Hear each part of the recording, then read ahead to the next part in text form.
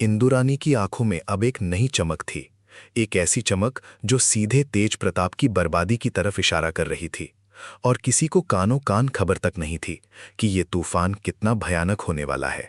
गंगा माई की बेटियों के घर में आज फिर से साजिशों का एक नया जाल बुना जा रहा था।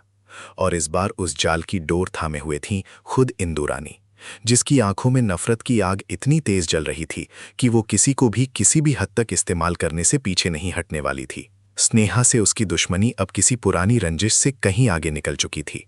ये अब एक ऐसी जंग बन चुकी थी जिसमें इंदुरानी अपना सब कुछ दांव पर लगाने को तैयार थी। और इसी जंग के लिए उसे जरूरत थी एक ऐसे मोहरे की जो चालाक भी हो, खतरनाक भी हो और जिसके दिल में पहले से ही स्नेहा के लिए नफरत की चिंगारी सुलग रही हो। और ऐसा मोहरा उसे मिल गया तेज प्रताप के रूप में। तेज प्रताप, जो खुद भी एक ऐसा इंसान था जिसकी रगों में चालाकी दौड़ती थी, जिसकी आंखों में हमेशा एक चमक रहती थी किसी न किसी साजिश की, जो अपने दिमाग की तेजी से बड़े दुश्मन को भी मात देने का हुनर रखता था। उसके दिल में स्नेहा के लिए जो नफरत थी वो किसी आम नफरत जैसी नहीं थी। ये वो नफरत थी जो तब जन्म लेती है जब किसी की इज्जत सरेआम उछाली जाती है, जब किसी के अहंकार को चकनाचूर कर दिया जाता है। स्नेहा ने जिस तरह से तेज प्रताप को सबके सामने जलील किया था, उसने तेज प्रताप के दिल में एक ऐसी आग लगा दी थी जो दिन रात उसे बेचैन किए रखती थी। वो रातों को सो नहीं पाता था।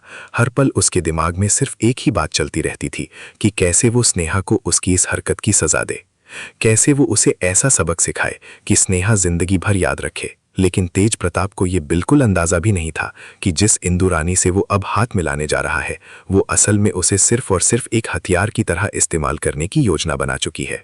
इंदुरानी की चालें इतनी गहरी और इतनी पेचीदा थीं कि तेज प्रताप जैसे शख्स को भी अंदाजा नहीं लग पाया कि वो असल में किसी और की शतरंज की बिसात पर एक मोहरा बनकर रह गया है।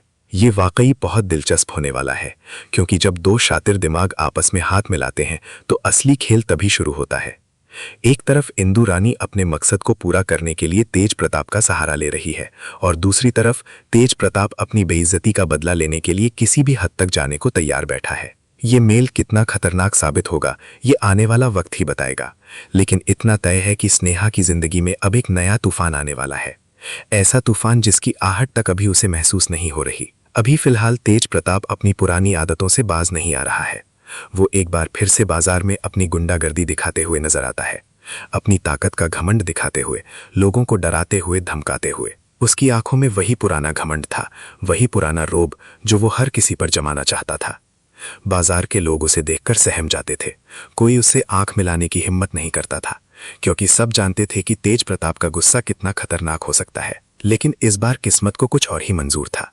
ठीक उसी वक्त वहां पहुंच जाता है सिद्धू, और सिद्धू का वहां पहुंचना मानो उस पूरे माहौल को बदल देता है। सिद्धू, जिसने हमेशा सही और गलत के बीच एक साफ लकीर खींची है, जो कभी भी किसी गरीब और मासूम को सताए जाते हुए नहीं देख सकता, वो आगे बढ़कर तेज प्रताप को रोकता है। उसकी आंखों में वही दृढ़ता थी, वही हिम्मत थी जो हमेशा से उसकी पहचान रही है। वो तेज प्रताप के सामने खड़ा होकर उसे समझाने की कोशिश करता है, उसे ये एहसास दिलाने की कोशिश करता है कि गुंडागर्दी से कभी इज्जत नहीं कमाई जा सकती, कि डरा धमकाकर सिर्फ डर पैदा किया जा सकता है, सम्मान नहीं। लेकिन तेज प्रताप जैसे इंसान के दिल में ये बातें कहाँ उतरने वाली थीं? वो तो हमेशा से अपनी ताकत और अपने रोब के सहारे जीने का आदी हो चुका था। उसके लिए सिद्धू की ये नसीहतें बस एक मजाक से ज्यादा कुछ नहीं थीं। सिद्धू बार बार उसे समझाने की कोशिश करता है, लेकिन तेज प्रताप का घमंड हर बार उसकी बातों को ठुकरा देता है। आखिरकार जब सारी कोशिशें नाकाम हो जाती हैं, जब तेज प्रताप अपनी हरकतों से बाज नहीं आता, तो सिद्धू के पास कोई और चारा नहीं बचता। उसे मजबूरन अपना हाथ उठाना पड़ता है। उसे वही गुंडागर्दी करनी पड़ती है जिससे वो हमेशा दूर भागना चाहता था, सिर्फ इसलिए ताकि वो बाजार के मासूम लोगों की हिफाजत कर सके, सिर्फ इसलिए ताकि वो तेज प्रताप जैसे गुंडे को उसकी सही जगह दिखा सके। ये पल सिद्धू के लिए बेहद कठिन था, क्योंकि वो जानता था कि हिंसा कभी किसी समस्या का हल नहीं हो सकती। लेकिन हालात ने उसे इस मोड़ पर लाकर खड़ा कर दिया था जहां उसके पास कोई और रास्ता ही नहीं बचा था। लेकिन किस्मत का खेल देखिए, ठीक उसी वक्त जब सिद्धू अपना हाथ उठा रहा होता है, जब वो तेज प्रताप को सबक सिखा रहा होता है, उसी वक्त वहां पर आ पहुंचती है स्नेहा। स्नेहा अपनी आंखों के सामने ये सब कुछ होते हुए देख लेती है, और ये देखकर उसके दिल में हजारों सवाल उठने लगते हैं। उसे यकीन नहीं होता कि सिद्धू, जो हमेशा शांति और सब्र का रास्ता अपनाता है, आज अपने हाथ उठाने पर मजबूर हो गया है। उसकी आंखों में हैरानी थी, चिंता थी और साथ ही साथ एक गहरी बेचैनी भी थी। ये वो पल था जो आने वाले समय में एक बहुत बड़े बवाल की नींव रखने वाला था। स्नेहा का दिल बार बार यही सोच रहा था कि आखिर सिद्धू को ऐसा करने की जरूरत क्यों पड़ी।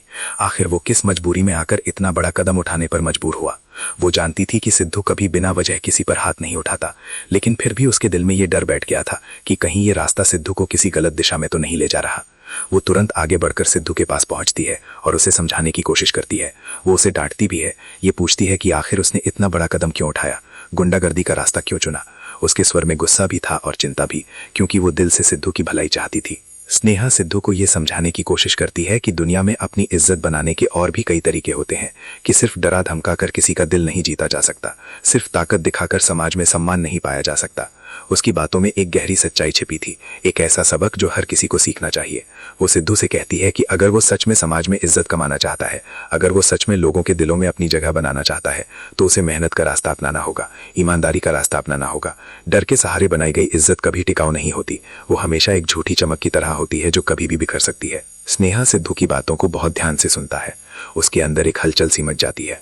वो खुद भी अंदर से जानता था कि हिंसा और गुंडागर्दी का रास्ता सही नहीं है, लेकिन हालात और मजबूरियों ने उसे कई बार इस रास्ते पर चलने पर मजबूर किया था। स्नेहा की बातें उसके दिल को छू जाती हैं और वो गहरी सोच में डूब जाता है। उसके मन में एक नया विचार जन्म लेने लगता है, एक नई राह दिखाई देने लगती है।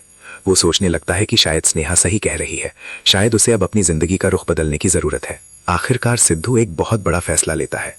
वो डिसाइड करता है कि अब वो मेहनत का रास्ता अपनाएगा, वो मजदूरी करेगा, कोई अच्छी सी नौकरी ढूंढेगा, ताकि वो ईमानदारी से समाज में अपनी इज्जत कमा सके। ये फैसला उसके लिए आसान नहीं था, क्योंकि वो हमेशा से ताकत और रोब के सहारे जीने का आदी रहा था, लेकिन स्नेहा की बातों ने उसके दिल में एक नई रोशनी जला दी थी। वो अब चाहता था कि लोग उससे डरे नहीं, बल्कि उसका सम्मान करें। वो चाहता था कि उसकी पहचान उसकी मेहनत और ईमानदारी से बने, ना कि उसकी गुंडागर्दी से। लेकिन जैसा कि हमेशा होता आया है, हर अच्छे फैसले के पीछे कोई ना कोई मुश्किल जरूर खड़ी होती है। सिद्धू का ये फैसला, जो उसकी जिंदगी को एक नई और बेहतर दिशा में ले जाने वाला था, वो किसी और के लिए मुसीबत की वजह बनने वाला था। दुर्गावती, जिसकी सोच हमेशा से बाकी सबसे अलग रही है, जो हमेशा ताकत और रोब को ही असली इज्जत मानती आई है, उसे ये बात बिल्कुल भी रास नहीं आने वाली। दुर्गावती के लिए सिद्धू का नौकरी करना, मेहनत मजदूरी करना, ये सब बातें बेइज्जती से कम नहीं थी। उसके दिल में इस बात को लेकर गहरी नफरत पैदा होने वाली है।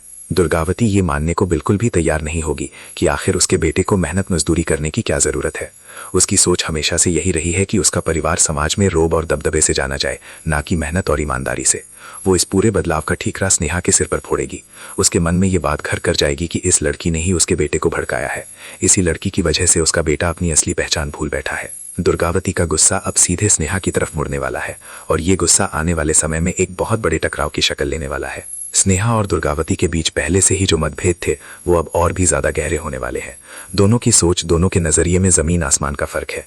एक तरफ स्नेहा है जो ईमानदारी, मेहनत और सच्चाई के रास्ते पर विश्वास रखती है, और दूसरी तरफ दुर्गावती है जो हमेशा ताकत, रोब और डर के सहारे अपनी पहचान बनाने में यकीन रखती है। ये टकराव सिर्फ दो औरतों के बीच की लड़ाई नहीं है, ये असल में दो अलग अलग विचारधाराओं की लड़ाई है, जो आने वाले समय में पूरे परिवार को हिलाकर रख देने वाली है। लेकिन इन सब के बीच सिद्धू अब एक अलग ही इंसान बनकर उभरने वाला है। वो अब किसी की भी बात सुनने को तैयार नहीं होगा, चाहे वो उसकी माँ की नाराजगी हो या समाज की बातें। वो अब सिर्फ अपने इस नए संकल्प पर डटा रहेगा, मेहनत करेगा, अच्छा काम करेगा और अपनी एक नई पहचान बनाएगा। ये उसके लिए एक बहुत बड़ा इम्तिहान होने वाला है, क्योंकि एक तरफ उसकी माँ की नाराजगी होगी और दूसरी तरफ समाज की वो पुरानी सोच होगी, जो उसे फिर से उसी गुंडागर्दी के रास्ते पर वापस खींचने की कोशिश करेगी। लेकिन सिद्धू के इरादे अब पहले से कहीं ज्यादा मजबूत हो चुके हैं। इंदु रानी की साजिशें और तेज प्रताप का बदला, ये सब कहानी का एक हिस्सा है। लेकिन असली दिलचस्पी अब इस बात में है कि सिद्धू अपने इस नए रास्ते पर कैसे आगे बढ़ता है। दुर्गावती का गुस्सा किस हद तक स्नेहा की जिंदगी में मुश्किलें खड़ी करता है, और इंदु रानी और तेज प्रताप का ये खतरनाक गठबंधन स्नेहा की जिंदगी में किस तरह का तूफान लेकर आता है। हर किरदार अपनी अपनी जगह एक अलग खेल खेल रहा है। हर किसी के अपने मकसद हैं, अपनी अपनी मजबूरियां हैं, और इन